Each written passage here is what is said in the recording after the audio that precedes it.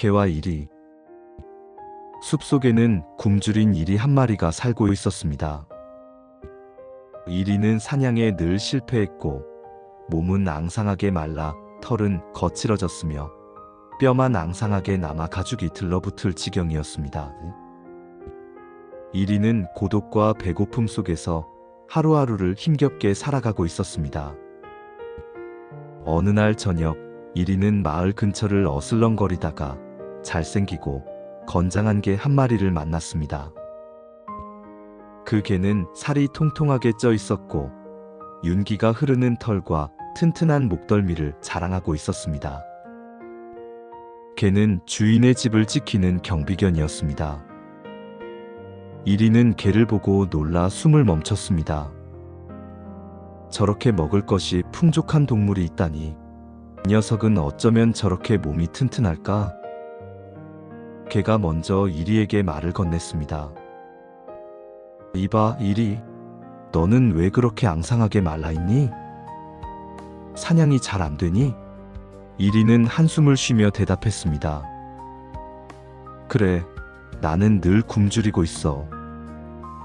배고픔과 싸우는 것이 내 삶의 전부이지. 너처럼 풍족한 삶은 상상도 할 수 없구나. 개는 껄껄 웃으며 이리에게 풍요로운 삶을 권유했습니다. 너는 참 어리석구나. 왜 그렇게 고생하며 살아가니?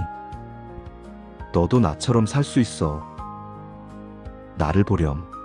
나는 주인을 위해 집을 지켜주고 밤에는 짖어서 도둑을 쫓아내지.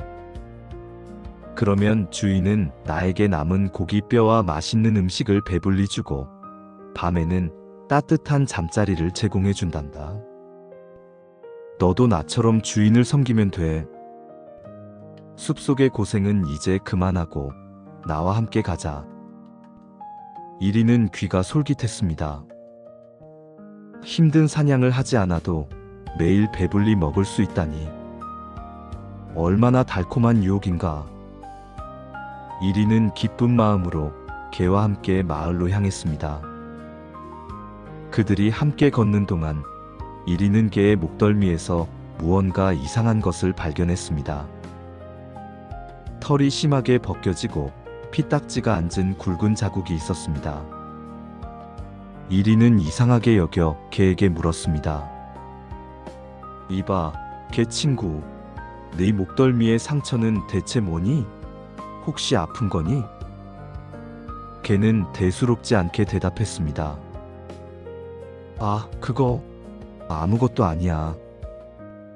밤이 되면 주인이 내가 도망가지 못하게 쇠사슬로 나를 묶어두는데 아마 그 사슬 자국일 거야. 주인이 아침이 되면 풀어주고 낮에만 돌아다닐 수 있게 해준단다. 그 말을 들은 이리는 걸음을 멈추고 온몸의 털이 곤두서는 듯한 충격을 받았습니다. 이리는 곧바로 개에게 작별을 고했습니다. 아니다, 개야. 나는 너와 함께 갈 수 없다. 너는 매일 배불리 먹고 따뜻한 잠자리에서 자겠지만 너에게는 쇠사슬이 있지 않느냐? 그 풍족함 때문에 너는 내 마음대로 움직일 수 없는 자유 없는 삶을 살고 있구나. 이리는 다시 한번 깊은 숲을 바라보았습니다. 나는 굶주리고 고생할지언정 누구에게도 묶이지 않고 내가 원하는 곳으로 달려갈 수 있는 자유를 포기할 수 없다. 이리는 쇠사슬에 묶인 채 풍족한 삶을 사는 개를 뒤로하고 다시 고독하지만 자유로운 숲속으로 돌아갔습니다. 개와 이리 우화는 안정과 자유라는 두 가지 가치 중 무엇을 더 소중히 여겨야 하는지에 대한 질문을 던집니다. 이리는 굶주림과 고통이라는 가난한 자유를 겪고 있었지만 개가 누리는 풍족한 안정의 대가로 쇠사슬이라는 구속이 있음을 보았습니다.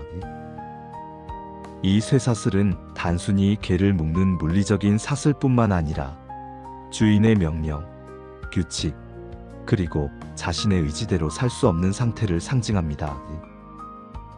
자유는 때때로 고통과 희생을 요구하지만 그 어떤 풍요로움과도 바꿀 수 없는 가장 값진 가치라는 것을 이리는 깨달은 것입니다. 개가 누리는 안락함은 스스로 생각하고 행동할 필요가 없는 편리함에서 왔습니다. 이는 현대 사회에서 풍요로움을 얻기 위해 자신의 주체성과 시간을 희생하는 사람들에게 경고를 줍니다. 눈앞의 안락함 때문에 잃어버린 자유는 결국 스스로 선택할 권리를 포기하는 것과 같습니다. 이 우화는 결국 누가 자신의 삶을 사는가에 대한 문제입니다. 이리는 비록 고달프지만 자신의 의지대로 움직였지만 개는 주인에게 의존하며 살았습니다. 이리는 고독한 자유인으로 살기를 선택했고 개는 풍족한 노예로 살기를 선택한 것입니다. 진정한 행복과 가치는 물질적 풍요가 아니라 자신의 삶을 스스로 결정하고 책임질 수 있는 자유로운 선택에서 비롯됨을 잊지 마십시오. 여우와 나무꾼. 깊은 숲속에는 늘 사냥꾼의 위협에 시달리던 여우가 살고 있었습니다. 어느 날 사냥꾼들이 갯대를 몰고 숲으로 들어왔습니다. 짖음 소리는 점점 가까워지고 땅은 무겁게 울렸습니다. 여우는 공포에 휩싸여 이리저리 달리다가 마침 도끼질을 하던 나무꾼을 발견했습니다. 여우는 다급히 달려가 무릎을 꿇듯 애원했습니다. 자비로운 나무꾼님, 제발 저를 숨겨주십시오. 사냥꾼들이 곧 닥쳐옵니다. 저를 살려주신다면 평생 잊지 않겠습니다. 나무꾼은 잠시 여우를 바라보다가 고개를 끄덕였습니다. 좋다. 저기 나무더미 속으로 들어가거라. 내가 널 보지 못했다고 하겠다. 여우는 안도의 한숨을 내쉬며 황급히 나무더미 속으로 몸을 숨겼습니다. 잠시 후 사냥꾼들이 사냥개를 몰고 들이닥쳤습니다. 나무꾼, 혹시 이 근처로 여우가 달아나는 걸 보지 못했나? 사냥개들은 흙냄새를 맡으며 으르렁거렸고 사냥꾼들의 눈빛은 매서웠습니다. 나무꾼은 순간 숨이 막히는 듯 했습니다. 입술이 바짝 말라들었고 손에는 식은땀이 맺혔습니다. 만약 내가 여우를 숨겨주었다는 것이 들통나면 이 사냥꾼들이 화를 내며 나를 해칠지도 몰라. 나는 단지 나무꾼일 뿐 그들의 무기를 당해낼 수는 없어. 두려움에 사로잡힌 나무꾼은 떨리는 목소리로 대답했습니다. 여우라니요? 저는 못 보았습니다. 아마 다른 곳으로 갔을 겁니다. 말로는 여우를 감싸는 듯 했지만 그의 눈동자와 손끝은 진실을 숨기지 못했습니다. 나무꾼은 은근히 고개를 돌리며 손끝으로 살짝 나무 더미 쪽을 가리켰습니다. 그의 눈빛에는 불안과 두려움이 가득했습니다. 제발 이들이 내 눈짓을 알아차리고 빨리 떠나기를. 그렇지 않으면 내 목숨이 위험하다. 사냥꾼들은 그의 미묘한 움직임을 놓치지 않았습니다. 그들이 시선을 돌리자 사냥개들이 곧장 나무 더미 쪽으로 달려갔습니다. 여우는 나무 더미 속에서 그 모든 장면을 보고 있었습니다. 나무꾼의 말과 손짓, 그의 불안한 눈빛까지. 입으로는 나를 지켜주겠다고 했지만 결국 두려움에 나를 배신했구나. 다행히 여우는 기지를 발휘해 다른 틈새로 빠져나와 가까스로 목숨을 건질 수 있었습니다. 사냥꾼들이 떠난 뒤 나무꾼은 안도의 한숨을 쉬며 혼잣말했습니다. 휴, 큰일 날 뻔했군. 그래도 여우를 숨겨줬으니 아마 나를 고마워하겠지. 그러나 곧 나타난 여우는 싸늘한 눈빛으로 그를 노려보며 말했습니다. 네가 입으로는 나를 감싸주었지만 손과 눈빛으로는 나를 배신했다. 나는 그런 도움을 결코 고맙다고 하지 않는다. 사람의 진심은 말이 아니라 행동에서 드러나는 법이니까. 그 말만 남기고 여우는 숲속 어둠 속으로 사라졌습니다. 나무꾼은 얼굴이 화끈거렸지만 이미 늦은 뒤였습니다. 이 이야기는 인간의 가장 흔하고도 어리석은 심리, 즉 이중성에 대한 이야기를 합니다. 나무꾼은 모두에게 착한 사람으로 남고 싶은 인간의 욕구를 상징합니다. 그는 여우에게는 자비로운 구조자로 인정받고 싶었고, 동시에 사냥꾼에게는 협조적인 시민으로 인정받아 자신의 안전을 지키고 싶었습니다. 그의 입이 여우를 돕는 착한 말을 했을 때 그의 손가락은 사냥꾼에게 복종하는 비겁한 행동을 했습니다. 이처럼 말과 행동이 서로 다른 방향을 가리킬 때 우리의 진심은 갈 곳을 잃고 진실성은 산산조각 납니다. 이 우화가 주는 가장 깊은 교훈은 이것입니다. 우리의 진정한 인격은 말이 아니라 아무도 보지 않는다고 생각하는 은밀한 행동에서 드러납니다. 나무꾼처럼 우리가 상황에 따라 이득을 좇아 이리저리 마음을 바꾸거나 말을 꾸며대도 우리의 진짜 의도는 결국 행동을 통해 드러나기 마련입니다. 그리고 그 이중적인 태도는 결국 여우에게 받은 것처럼 경멸과 불신만을 초래하게 됩니다. 노인과 죽음. 옛날 옛적 노인 한 분이 깊은 숲속에 살았습니다. 그 노인은 온몸이 쇠약해지고 병들어 있었지만 살아갈 날들을 위해 매일같이 산에 올라가 나무를 하고 땔감을 모아야 했습니다. 어느 날 노인은 아침부터 저녁까지 꼬박 굵은 장작들을 힘겹게 모았습니다. 노인은 굵은 밧줄로 그 장작들을 단단히 묶어 등에 지었습니다. 땔감짐은 노인의 쇠약한 어깨에 짊어지기에는 너무나도 무겁고 버거웠습니다. 노인은 덜덜 떨리는 다리로 터덜터덜 집으로 향했습니다. 한 걸음 한 걸음을 뗄 때마다 온몸의 관절이 비명을 질렀습니다. 뼈가 부서지는 듯한 고통과 견디기 힘든 피로가 노인을 짓눌렀습니다. 결국 노인은 지쳐서 더 이상 걸을 수 없었습니다.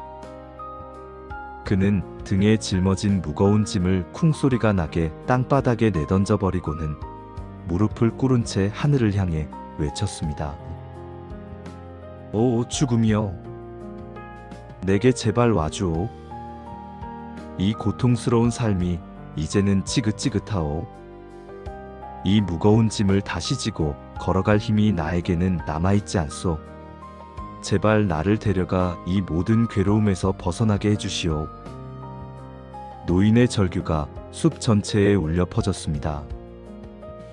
그러자 갑자기 등골이 오싹해지는 차가운 기운과 함께 죽음이 나타났습니다. 죽음은 검은 망토를 두르고 노인 앞에 조용히 섰습니다. 네가 나를 불렀느냐? 내가 너를 데리러 왔다. 이제 너의 괴로움을 끝내주겠다. 내 소원은 무엇이냐? 노인은 눈앞에 정말로 죽음이 나타나자 순간 온몸에 피가 식는 듯한 공포를 느꼈습니다. 그는 방금까지 죽음을 간절히 바랐다는 사실조차 잊은 듯이 벌벌 떨었습니다. 잠시 침묵이 흐른 뒤 노인은 등에 짊어진 땔감짐을 가리키며 더듬거리며 말했습니다. 저기 실례지만 이 땔감짐을 다시 등에 지는 것을 좀 도와주시겠소? 죽음은 아무 말 없이 노인의 짐을 들어 올리는 것을 도와주었습니다. 노인은 다시 무거운 짐을 짊어진 채 조금 전까지 그토록 간절히 불렀던 죽음을 뒤로하고 비틀거리며 집으로 향했습니다. 이 우화는 죽음에 대한 인간의 태도와 삶에 대한 본능적인 집착이라는 주제를 다룹니다.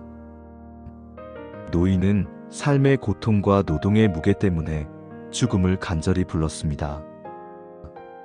하지만 막상 죽음이 눈앞에 나타나자 그는 고통스러운 삶을 계속 짊어지는 쪽을 선택했습니다.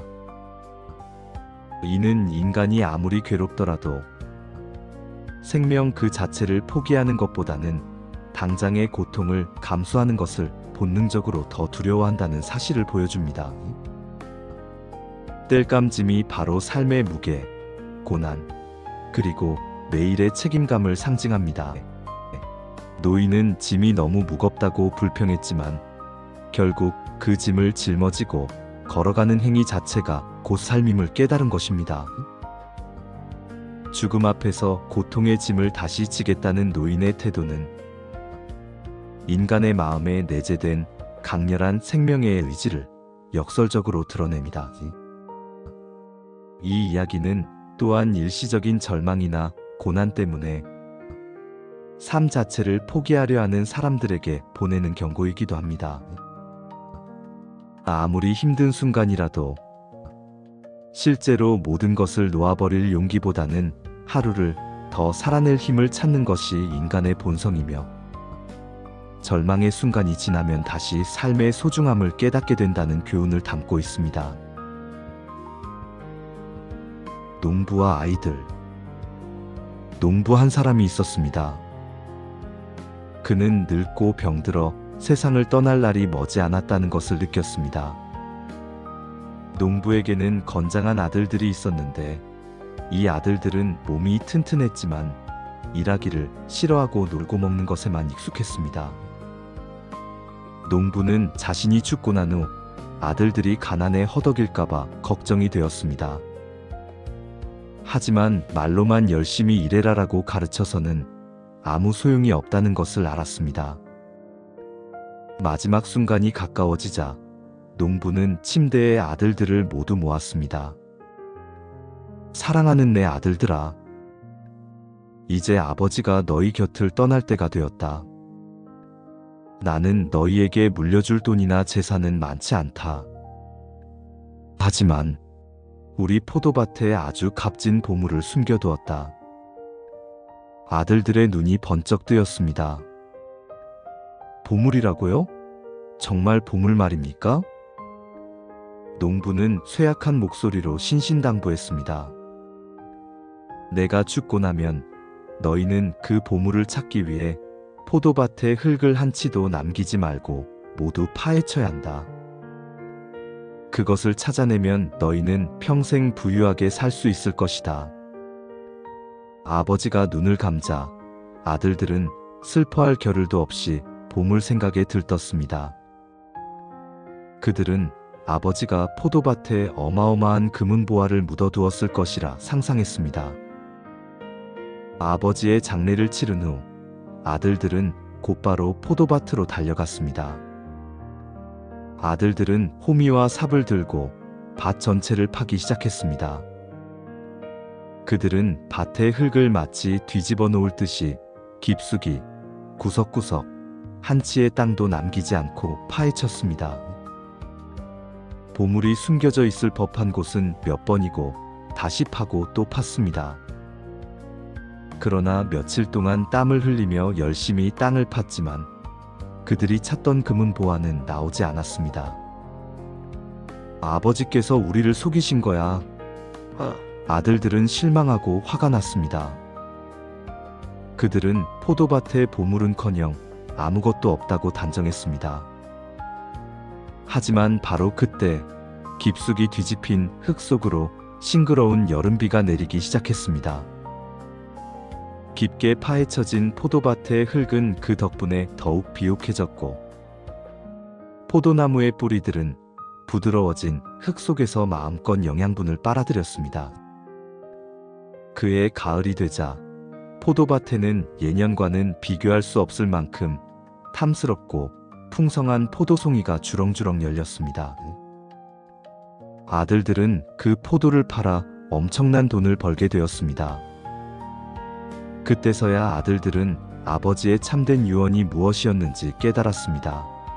아버지께서 말씀하신 값진 보물은 땅속에 묻힌 금은 보화가 아니라 우리가 흘린 땀과 노력이었구나. 아들들은 그 후로도 열심히 포도밭을 가꾸며 아버지의 지혜로운 가르침 덕분에 부유하고 행복하게 살았다고 합니다. 이 농부와 아이들 우화는 노동의 가치와 물려줄 수 없는 교훈에 대해 이야기합니다. 농부가 아들들에게 물려주고 싶었던 진정한 보물은 돈이 아니라 노력하여 얻는 결실의 가치였습니다. 아들들은 보물을 찾기 위해 억지로 땅을 팠지만 그 행위 자체가 농사를 위한 가장 필수적인 노동이 되었습니다. 이 이야기는 겉으로 보이는 결과 이전에 그 결과를 만들어내는 과정과 노력이 진짜 보물임을 깨닫게 해줍니다. 농부는 아들들에게 단순히 열심히 일하라고 잔소리하지 않았습니다. 대신 보물이라는 강력한 동기부여를 이용해 그들이 스스로 땀 흘려 일하도록 만들었습니다. 이는 잔소리나 명령보다는 스스로 행동하게 만드는 현명한 가르침이 중요함을 보여줍니다. 아들들은 한 번에 쉽게 얻을 수 있는 보물을 기대했지만 결국 가장 확실한 부는 땅을 직접 파헤치는 정직한 노동에서 나왔습니다. 인생에는 공짜로 얻는 보물은 없으며 성공은 언제나 땀 흘린 노력과 시간을 통해서만 얻을 수 있다는 진리를 강조합니다. 당신이 찾는 가장 값진 보물은 다른 곳에 숨겨져 있는 것이 아니라 바로 당신의 손이 닿는 곳에서 당신의 노력을 기다리고 있습니다. 늑대와 학. 어느 날 늑대 한 마리가 사냥한 고기를 너무 급하게 먹다가 그만 뼈 하나가 목에 걸리고 말았습니다. 늑대는 숨을 쉴 수 없었고 목구멍에 박힌 뼈의 고통 때문에 정신을 차릴 수 없었습니다. 늑대는 온 숲을 돌아다니며 고통스럽게 울부짖었습니다. 늑대는 지나가는 모든 동물에게 매달려 도움을 청했습니다. 제발 누가 내 목에서 이 뼈를 빼주오. 성공하는 자에게는 엄청난 보상을 하겠소. 하지만 늑대의 사납고 잔인한 성격을 아는 동물들은 감히 그에게 다가서지 못했습니다. 그들은 늑대의 입속에 머리를 넣는 것이 얼마나 위험한 일인지 알고 있었습니다. 바로 그때 길고 얇은 목을 가진 학 한 마리가 그곳을 지나갔습니다. 학은 늑대의 고통스러운 모습을 보고는 측은한 마음이 들었습니다. 늑대는 학을 보자마자 애원했습니다. 오 학이여, 당신의 길고 가는 목이라면 분명 내 목구멍 안에 뼈를 빼낼 수 있을 거요. 제발 나를 도와주시오. 내가 살려만 준다면 평생 당신을 잊지 않고 보답하겠소. 학은 잠시 망설였습니다. 늑대의 입속에 머리를 넣는 것은 정말 목숨을 건 위험한 행동이었습니다. 하지만 학은 보상을 해주겠다는 늑대의 간절한 약속과 고통에 찬 모습을 외면할 수 없었습니다. 학은 용기를 내어 자신의 길고 우아한 목을 늑대의 커다란 입속으로 조심스럽게 넣었습니다. 학은 뼈가 박혀있는 목구멍 깊은 곳까지 목을 집어넣었고 날카로운 부리를 이용해 뼈를 단번에 콕 찍어 빼냈습니다. 뼈가 빠지자 늑대는 즉시 안도의 한숨을 내쉬었고 목의 고통에서 해방되었습니다. 학은 재빨리 늑대의 입에서 자신의 목을 빼내고는 기쁜 마음으로 늑대에게 다가섰습니다. 자, 이제 당신의 약속대로 저에게 보상을 해주십시오. 그러자 늑대는 방금 전에 애원하던 모습은 온데간데없고 잔인하게 눈을 부라리며 학을 쏘아보았습니다. 보상이라고? 늑대는 비웃었습니다. 어리석은 학이여, 네가 방금 내 입속에서 머리를 넣었다가 무사히 빼낸 것이 이미 너에게 준 가장 큰 보상이다. 이 숲의 왕인 내가 너를 물어 죽이지 않고 살아나가게 해줬는데 감히 또 무슨 보상을 바라느냐? 늑대는 그렇게 말하고는 약속을 깨뜨린 채 등을 돌려 숲속 깊은 곳으로 유유히 사라졌습니다. 학은 늑대의 파렴치함에 할 말을 잃고 자신의 착한 마음이 얼마나 위험에 처했었는지 깨달았습니다. 이 늑대와 학 우화는 어떤 사람 또는 존재에게는 친절이나 도움을 베풀어도 정당한 보답을 기대할 수 없다는 냉정한 현실 교훈을 줍니다. 늑대는 도움을 청할 때는 겸손하고 달콤한 말로 약속했지만 목적을 달성하자마자 자신의 잔혹한 본성을 드러냈습니다. 이 이야기는 본래 악하고 이기적인 사람들은 곤경에 처했을 때만 친절한 척하며 위기가 지나가면 베풀어진 은혜를 당연하게 여기거나 오히려 해를 끼치려 한다는 것을 경고합니다. 학은 목숨을 걸고 늑대를 도와주었지만 보상 대신 생명의 위험만 경험했습니다. 이는 우리가 누구에게 도움을 베풀 것인지에 대해 신중하게 판단해야 함을 가르쳐 줍니다. 자신의 친절이 악용되거나 배신당할 가능성이 있는 이기적인 상대에게 베푸는 희생은 종종 정신적 상처와 실망만을 남깁니다. 늑대가 주장했듯이 악인의 굴레에서 벗어나는 것 자체가 가장 큰 보상일 수 있습니다. 학은 목숨을 잃을 뻔했지만 늑대의 잔인한 본성을 깨닫고 생명을 건져 교훈을 얻었습니다. 때로는 큰 대가 없이 위험에서 벗어나는 것이 가장 큰 행운일 수 있다는 의미입니다. 누군가를 도울 때는 그 상대방의 본성과 품성을 신중하게 살피십시오. 악인에게 베푸는 친절은 종종 감사 대신 배신과 위험만을 되돌려줄 수 있습니다. 두 개의 주머니. 제우스 신은 인간을 만들면서 아주 흥미로운 방식으로 그들을 설계했습니다. 인간의 몸에 두 개의 주머니를 달아주었는데 그 위치가 매우 독특했습니다. 하나의 주머니는 인간의 가슴 앞에 달아주었고 다른 하나의 주머니는 등 뒤, 보이지 않는 곳에 달아주었습니다. 제우스 신은 이 두 주머니에 각각 다른 것을 채워 넣었습니다.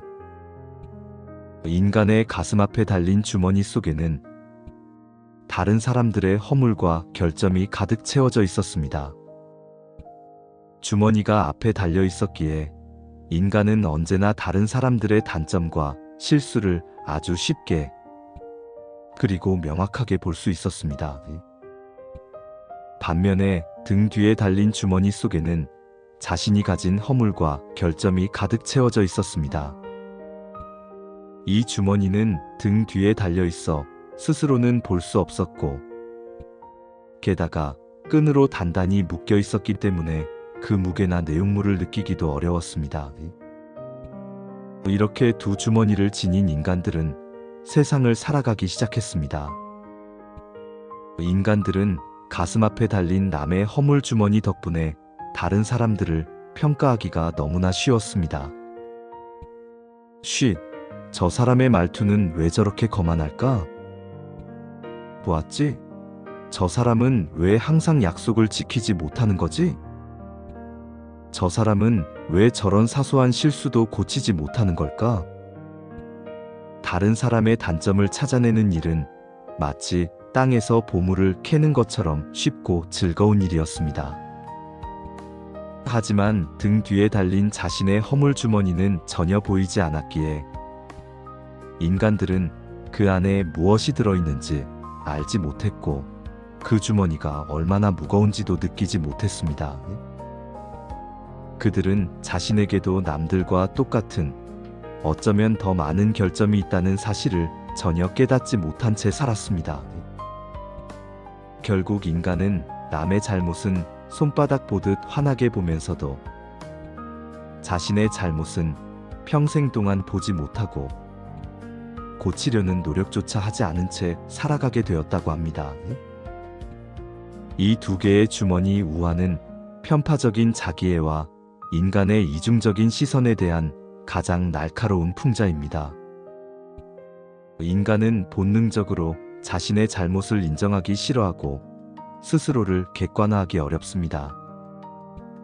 이솝은 우리의 결점을 담은 주머니를 등 뒤에 숨겨둠으로써 인간이 자신의 부족함에 대해서는 얼마나 맹목적이고 무감각한지를 상징적으로 보여줍니다. 반면 남의 허물 주머니를 가슴 앞에 달아놓았다는 것은 우리가 타인을 평가할 때는 얼마나 준엄하고 비판적인 잣대를 들이대는지 시각적으로 표현합니다. 우리는 남의 실수 하나하나를 확대해서 보며 비난하지만 정작 그 비난을 하는 자신도 똑같은 또는 더 큰 결점을 지니고 있을 수 있습니다. 이 이야기의 진정한 교훈은 자기 성찰에 있습니다. 진정한 지혜와 성숙은 남의 결점을 재단하는 날카로운 시선을 잠시 거두고 등 뒤에 달린 자신의 주머니를 스스로 꺼내보려는 노력에서 시작됩니다. 타인을 손쉽게 비판하기 전에 자신의 등 뒤에 매달린 주머니의 무게와 내용물을 먼저 돌아보는 것이야말로 성숙한 삶을 위한 첫걸음입니다. 사자와 낙타. 깊은 숲속에 사자 한 마리가 살고 있었습니다. 이 사자는 힘은 강했지만 혼자 사냥하기에는 게으르거나 혹은 힘이 부족할 때가 많았습니다. 그래서 사자는 자기보다 약한 새 동물을 꾀어 동맹을 맺었습니다. 바로 여우, 늑대, 그리고 온순한 낙타였습니다. 우리가 힘을 합치면 그 어떤 사냥감도 놓치지 않을 것이다. 우리 함께 평등하게 사냥한 것을 나누자. 사자는 이렇게 달콤하게 꼬드겼습니다. 결국 4마리 동물은 힘을 합쳐 사냥을 나섰고 며칠 뒤 아주 크고 튼실한 사슴 한 마리를 잡는 데 성공했습니다. 사슴은 4마리의 배를 채우고도 남을 만큼 충분히 컸습니다. 사자는 사냥감을 앞에 두고 위험 있는 목소리로 말했습니다. 자, 이제 공평하게 나눌 시간이다. 이 짐승을 4몫으로 나누어라, 여우야. 여우는 잔뜩 겁을 먹었지만 공정하게 나누려 애썼습니다. 여우는 사슴을 4등분으로 나누고는 떨리는 목소리로 말했습니다. 저 사자님, 이 4등분 중 하나는 사자님의 몫입니다. 그리고 나머지는 저와 늑대와 낙타가 나누겠습니다. 그러자 사자가 크게 노하여 으르렁거렸습니다. 감히 네가 왕인 나의 몫을 논하느냐? 나의 힘을 잊었느냐? 사자는 발톱을 세워 단번에 여우를 때려 눕혔습니다. 사자는 다시 늑대를 바라보며 명령했습니다. 네가 다시 나누어 보아라. 늑대는 여우의 꼴을 보고 겁을 먹었습니다. 늑대는 머리를 굴려 사슴을 3몫으로 나누고는 조심스럽게 말했습니다. 위대하신 사자님, 이 사슴의 가장 큰 몫은 왕이신 사자님의 것이며 나머지 작은 2몫은 저와 낙타가 나누겠습니다. 사자는 이번에도 만족하지 못했습니다. 사자는 늑대의 몫에도 욕심이 났습니다. 사자는 늑대에게도 성을 내어 늑대를 쫓아버렸습니다. 이제 사슴 옆에는 힘없고 온순한 낙타만이 남았습니다. 사자는 낙타를 노려보며 명령했습니다. 너 낙타야? 네가 이 사냥감을 나누어 보아라. 공평하게 나누지 못하면 너 역시 가만두지 않겠다. 낙타는 이미 2 동료가 당하는 것을 보았습니다. 낙타는 사자의 힘과 욕심을 깨달았고 자신이 아무리 공평하게 나누어도 살아남을 수 없다는 것을 알았습니다. 낙타는 더 생각할 것도 없이 사슴을 단 하나의 몫으로 나누었습니다. 그리고 공손하게 사자에게 말했습니다. 존경하는 사자님, 이 사냥감 전체는 오직 사자님 혼자 드실 몫입니다. 사자님 한 분이 충분히 드신 후에 남는 것이 있다면 그때 저희가 감히 나누겠습니다. 그러자 사자는 흡족한 듯 웃었습니다. 오호, 낙타야, 너는 참으로 현명하구나. 도대체 누가 너에게 그렇게 나누는 방법을 가르쳐 주었느냐? 낙타는 고개를 숙이며 대답했습니다. 사자님, 바로 여우와 늑대가 당하는 모습이 저에게 가르쳐 주었습니다. 사자는 낙타의 지혜를 칭찬하며 사슴 전체를 자신이 차지했습니다. 그리고는 낙타에게는 작은 조각만을 던져주었습니다. 낙타는 분하고 억울했지만 목숨을 부지한 것에 감사하며 그 조각을 먹어야 했습니다.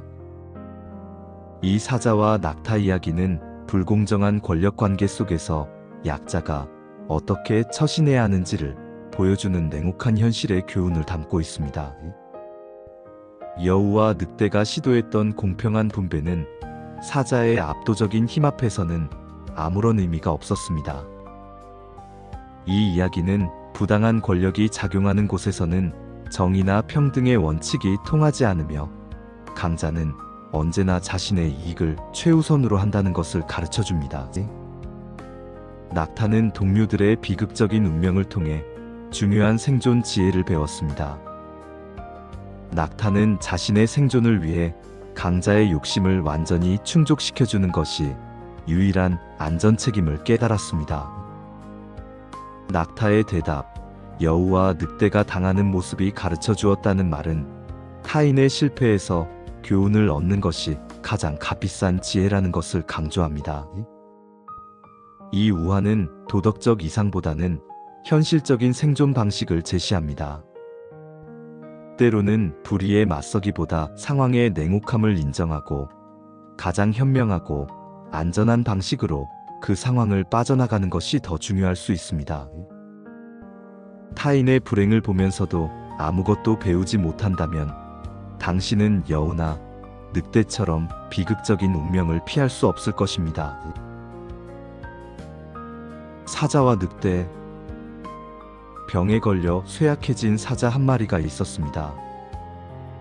숲속의 모든 동물이 두려워하던 백수의 왕이었지만 늙고 병들자 더 이상 사냥을 나갈 수 없게 되었습니다. 사자는 자신의 굴 속에 누워 신음하며 먹을 것이 없어 굶주리고 있었습니다. 사자는 꾀를 냈습니다. 사자는 숲속 동물들에게 다음과 같이 소문내도록 했습니다. 너희의 왕인 내가 병들었으니 모든 동물은 예의를 갖추어 왕의 굴로 문병을 오도록 하라. 이것은 왕의 엄명이다. 이 소문을 들은 대부분의 동물들은 사자의 굴을 찾아갔습니다. 그들은 문병을 가는 척했지만 사실은 사자가 죽을 날만 기다리며 동태를 살피러 간 것이었습니다.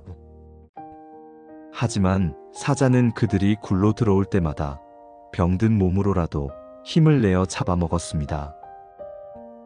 많은 동물이 굴로 들어갔지만 단 한 마리의 동물도 굴 밖으로 나오는 것을 보지 못했습니다. 늑대 한 마리는 사자의 꾀를 눈치챘습니다. 늑대는 굴로 문병을 가는 대신 사자의 굴 앞에서 한참 동안 서성였습니다. 이때 굴 안에서 배불리 먹은 사자가 쉰 목소리로 늑대에게 말을 걸었습니다. 이봐, 늑대. 너는 어찌하여 다른 동물들처럼 왕에게 문병을 오지 않고 밖에서 서성이는 것이냐? 너는 왕을 무시하는 것이냐? 늑대는 침착하게 사자의 굴 입구로부터 안전한 거리를 유지한 채 대답했습니다. 존경하는 왕이시여. 왕께서 병환이 깊다는 소식을 듣고 문병을 오지 않을 수 없었습니다. 하지만 굴 입구에서 한참 동안 왕의 상태를 살피고 있었습니다. 늑대는 말을 멈추고 굴 입구의 땅을 유심히 살펴보았습니다. 그리고 사자에게 단호하게 말했습니다.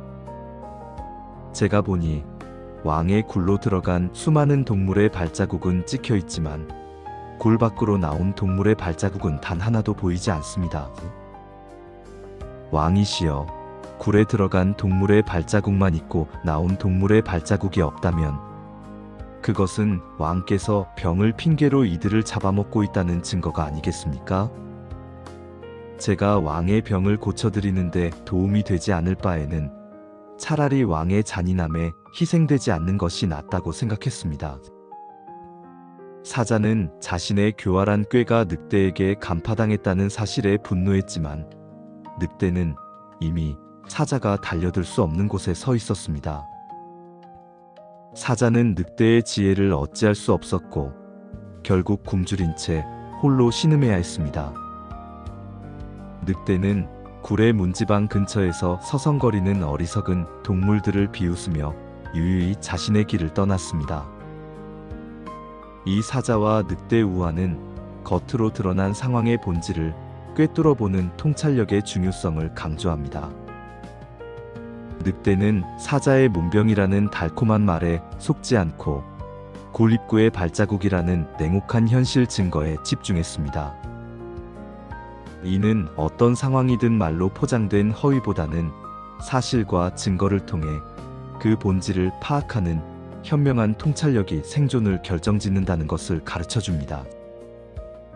이 이야기는 세상의 많은 일들이 겉으로는 합법적이거나 예의 바른 것처럼 보이지만 그 안에는 잔혹하고 위험한 의도가 숨어 있을 수 있음을 경고합니다.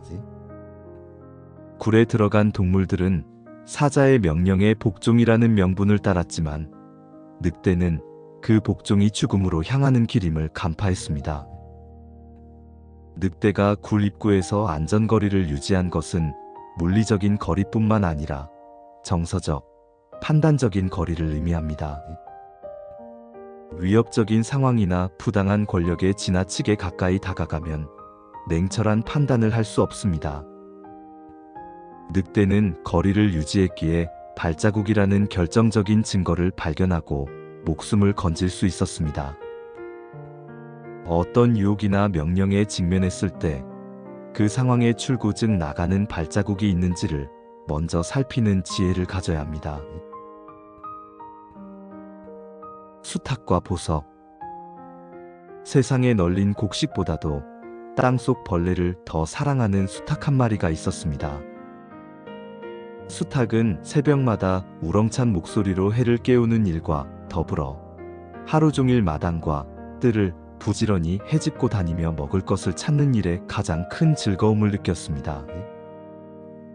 수탉에게 있어 최고의 보물은 땅을 파서 발견하는 작은 곡식 알갱이나 통통한 벌레였습니다.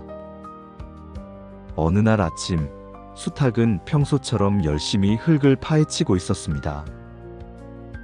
발톱으로 땅을 힘껏 긁어내던 수탉은 문득 햇빛에 반짝이는 무언가를 발견하고 고개를 갸웃거렸습니다. 이게 뭘까? 이렇게 반짝이는 걸 보니 먹을 것은 아닌 것 같은데. 수탉이 부리로 집어 올린 것은 영롱하게 빛나는 커다란 보석 하나였습니다. 보석은 태양빛을 받아 푸른빛, 붉은빛으로 찬란하게 빛났습니다. 보석의 아름다움은 정말로 눈부셨고 만약 그 보석을 보석상에게 가져갔다면 엄청난 값어치로 팔렸을 것입니다. 수탉은 보석을 잠시 물끄러미 바라보았습니다. 그리고는 곧 실망한 듯 고개를 떨구었습니다. 에이, 이게 뭐야? 참으로 예쁘긴 하지만 아무짝에도 쓸모가 없군. 수탉은 보석을 다시 흙바닥에 툭 던져버리면서 혼잣말을 했습니다. 너처럼 화려하게 빛나는 보석보다는 차라리 값어치는 없어도 배를 채워줄 수 있는 작은 곡식 알갱이 하나가 나에게는 100만 배는 더 소중하다. 너는 너를 원하는 사람에게나 가거라. 나는 배고픈데 너는 나를 배부르게 해주지 못하니 말이야. 그렇게 수탉은 빛나는 보석을 버려두고 다시 부리를 땅에 박고 다음 먹이를 찾기 위해 열심히 흙을 헤집기 시작했습니다. 보석은 다시 흙과 먼지에 덮여버렸습니다. 이 우화는 가치라는 것이 상대적이며 사람마다 혹은 상황마다 그 기준이 얼마나 다른지를 보여줍니다. 수탉이 보기에 아무리 찬란하게 빛나는 보석이라도 자신의 생존에 필요한 배고픔을 해결해주지 못한다면 전혀 가치가 없는 물건일 뿐이었습니다. 반면 그에게는 보잘것없는 곡식 한 톨이 자신의 생명을 유지시켜줄 가장 소중한 보물이었습니다. 우리의 삶도 마찬가지입니다. 어떤 사람에게는 막대한 부와 명예가 최고의 보석일 수 있지만 다른 어떤 이에게는 사랑하는 가족과 함께 나누는 따뜻한 식사 한 끼가 그 무엇과도 바꿀 수 없는 진정한 보석일 수 있습니다. 어떤 지식이나 기술이 세상적으로는 대단히 중요해 보일지라도 그것이 나 자신이나 내가 속한 공동체에 아무런 실질적인 도움이 되지 못한다면 수탉에게 버려진 보석처럼 무용지물이 될 수도 있습니다. 이 이야기는 우리가 타인의 기준이나 세상의 평가에 휩쓸려 겉만 화려한 것을 쫓기보다 나에게 진정으로 필요하고 의미 있는 것이 무엇인지를 깨닫게 합니다. 여우와 염소. 무더운 여름날이었습니다. 목이 몹시 말랐던 여우 한 마리가 물을 찾아다니다가 깊고 좁은 우물 하나를 발견했습니다. 여우는 너무나 목이 말랐던 나머지 우물의 깊이를 제대로 살피지 않고 그대로 우물 안으로 뛰어들어 물을 마셨습니다. 여우는 시원한 물을 실컷 마셨지만 물을 다 마시고 나니 문제가 생겼습니다. 우물의 벽은 미끄러웠고 여우의 힘으로는 밖으로 다시 기어 올라갈 수가 없었던 것입니다.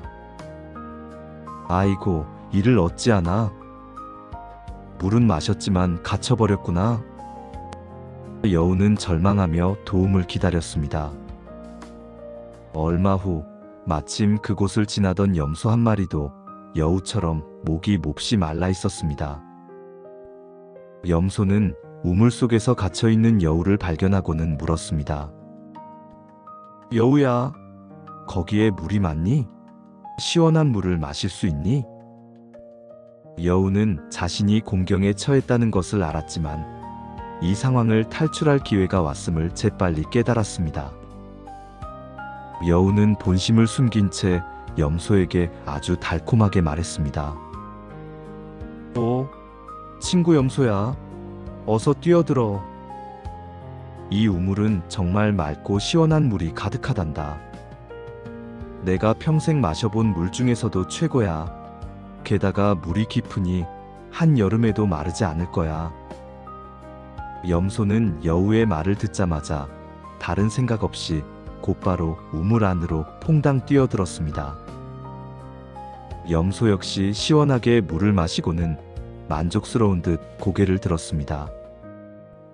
하지만 물을 다 마신 염소도 곧바로 여우와 똑같은 문제에 직면했습니다. 여우야, 이제 어떻게 나가지? 우물벽이 너무 미끄러워. 염소가 당황하며 묻자 여우는 그제야 씩 웃으며 대답했습니다. 염소야, 나갈 방법을 찾기 전에 먼저 생각을 했어야지. 하지만 너무 걱정하지 마. 내가 아주 기막힌 방법을 찾아냈단다. 여우는 염소에게 말했습니다. 네가 우물벽에 뒷발을 붙이고 뿔을 위로 꼿꼿이 세워보렴. 그러면 내가 네 등과 뿔을 밟고 올라가서 우물 밖으로 나갈 수 있을 거야. 내가 먼저 나가서 너를 끌어내주마. 염소는 자신이 우물 속에 갇혔다는 사실에 너무 절망한 나머지 여우의 꾀가 얼마나 이기적인지 깨닫지 못했습니다. 염소는 여우가 시키는 대로 뒷발을 우물벽에 대고 뿔을 하늘로 향해 세웠습니다. 여우는 재빨리 염소의 등에 올라탔고 염소의 뿔을 밟고 훌쩍 우물 밖으로 뛰쳐나갔습니다. 여우는 우물 밖에 서서 염소를 내려다보며 놀리듯 말했습니다. 어리석은 염소야, 나는 이제 안전하니 네가 어떻게 되든 상관없다. 너는 뛰어들기 전에 나갈 방법부터 먼저 생각했어야지. 그렇게 여우는 염소를 우물 안에 홀로 남겨둔 채 유유히 숲속으로 사라져버렸다고 합니다. 이 여우와 염소 우화는 행동하기 전 신중하게 생각해야 한다는 아주 중요한 교훈을 가르쳐 줍니다. 염소는 목마름이라는 당장의 욕구에 사로잡혀 여우의 달콤한 말만 믿고 결과를 예측하지 않은 채 우물로 뛰어들었습니다. 이는 인생에서 어떤 일을 시작할 때 그 일을 끝마칠 수 있는 방법이나 예상되는 위험을 먼저 고려하지 않는 충동적인 행동이 얼마나 위험한 결과를 초래하는지 보여줍니다. 여우는 공경에 처했음에도 불구하고 자신의 상황을 벗어날 방법을 찾을 만큼 지혜롭고 영리했습니다. 반면 염소는 힘만 믿고 단순하게 행동하다가 결국 여우의 잔꾀에 속아 이용당하고 말았습니다. 이 이야기는 지혜와 꾀는 다르지만 판단력 없는 순수한 힘은 오히려 기만당하기 쉽다는 것을 깨닫게 합니다. 이솝은 우화를 통해 어떤 일을 시작하기 전에 출구 전략을 반드시 세워야 함을 강조합니다. 아무리 좋은 기회나 달콤한 유혹이라도 그것이 끝났을 때의 결과나 대책을 생각하지 않는다면 결국 공경에 처하거나 혹은 다른 이의 이익을 위한 도구로 전락할 수 있음을 경고합니다. 어떤 일을 시작하기 전에는 그 끝을 먼저 생각해야 하며 충동적인 욕망이 이성을 지배하지 않도록 주의해야 합니다.